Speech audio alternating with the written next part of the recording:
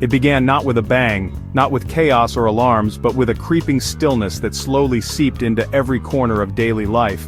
The world seemed to pause, as if holding its breath, waiting for something to happen. On July 4, 2025, screens across the planet went dark. TVs, computers, phones, all suddenly lifeless. Social media feeds froze mid-scroll, servers fell silent, and Wi-Fi signals vanished without warning. People stared at lifeless devices, tapping glass that would not respond, hoping for a sign of life that never came. The digital world, the nervous system of our civilization, had simply ceased, leaving cities eerily quiet and data centers abandoned. The initial reaction was confusion, not panic. People exchanged uncertain glances, unsure if this was a glitch or something more. Was it a local outage? A global attack? No one knew, and the silence only deepened the mystery. News, billboards, and even public TVs were black. The world had lost its voice, its pulse, its connection. We were suddenly alone with our thoughts, isolated from each other, forced to confront a silence we hadn't known in years. The absence of information was more terrifying than any headline, leaving us to wonder what might come next. The world had gone offline, and as we stepped outside into the quiet, we were about to discover what we'd left behind in the real one, a world waiting to be rediscovered. In the first days, daily life unraveled fast. The routines we took for granted, commutes, errands, even simple conversations, suddenly became complicated, uncertain, and tense. Digital maps vanished, drivers and delivery trucks were lost, wandering unfamiliar streets with no guidance. Cities descended into gridlock as GPS-guided traffic failed, horns blaring in confusion and frustration. Paper maps reappeared, but most were lost in their own cities, struggling to navigate places they thought they knew. The financial world froze, ATMs and credit cards useless, cashless lives suddenly impoverished. People lined up at banks hoping for answers that never came. Supermarket shelves emptied as supply chains broke down, leaving families desperate for essentials. Pharmacies ran out of medicine, power and water systems faltered, threatening health and safety. Social media silence was jarring. No updates, no connection, just quiet. The world felt smaller, lonelier. The digital communities we'd built vanished overnight, leaving us isolated in our own neighborhoods.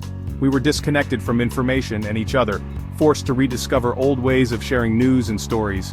Life slowed to a crawl, and the smart cities we'd built became dangerously dumb, stripped of their intelligence and convenience. We'd forgotten how to function without the global brain, fumbling through tasks that once seemed effortless. Now we were learning the hard way, adapting, surviving, and slowly remembering what it means to be resourceful. After a week, the economic catastrophe was clear. Financial markets, existing as data, simply stopped. Businesses couldn't pay employees, governments couldn't collect taxes, local shops and factories relying on digital systems shut down, global logistics collapsed, container ships sat idle, air freight grounded, food and medical supplies couldn't reach those in need. The strength of our system, its connectivity, became its greatest weakness. Smart infrastructure failed. Automated farms, traffic lights, power grids all faltered. We'd handed over essential services to algorithms, believing in their infallibility. The world economy wasn't just in recession, it was frozen in time. The silence of that week revealed how fragile our world truly was. By the second week, the crisis began to weigh heavily on the human psyche, casting a long shadow over daily life. The sudden loss of digital connections left many feeling unbearably lonely, as if cut off from the world they once knew. People living alone felt the isolation most acutely, unable to reach out to loved ones, their voices lost in the silence. Anxiety and depression soared in the quiet darkness, as uncertainty and fear crept into every corner of the home. Long-distance relationships were strained to the breaking point. Communication was broken, and hope felt distant. The overwhelmed postal service became a lifeline, as neighbors knocked on doors, delivering handwritten notes and small gestures of care. We had to relearn the art of face-to-face conversation, rediscovering the value of presence and genuine connection. Yet, something unexpected happened. Families spent real time together, board games reappeared, and books were read aloud, filling rooms with laughter and stories. Children played outside again, their laughter echoing, and we began to notice the world around us with fresh eyes.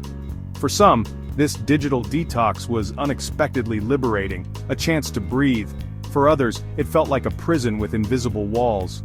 The offline world was not a paradise for everyone. Frustrations and old wounds surfaced, and not all found comfort in the quiet. The human spirit was tested in new ways, responding with resilience, vulnerability, and countless acts of kindness. We were unplugged, and in doing so, began to reconnect with reality, rediscovering what it means to truly be present in our own lives. By weeks 3 and 4, societies adapted or fractured. Some communities formed cooperatives, sharing resources and rediscovering empathy. Local leaders organized volunteers. Practical skills became vital. Human connection didn't require Wi-Fi, just cooperation. Elsewhere, chaos reigned. Rumors spread, crime rose, and trust collapsed. Technology had been our social glue. Without it, the contract frayed. Governments fell back on analog systems, radio, printed announcements, couriers. It was slow, but it was something. Then suddenly a flicker, a single bar of Wi-Fi. The internet returned, and relief swept the world. But as data flowed again, a new question emerged. We had survived, but had we learned? The great silence exposed our vulnerability. Could we survive it again, or had we changed forever?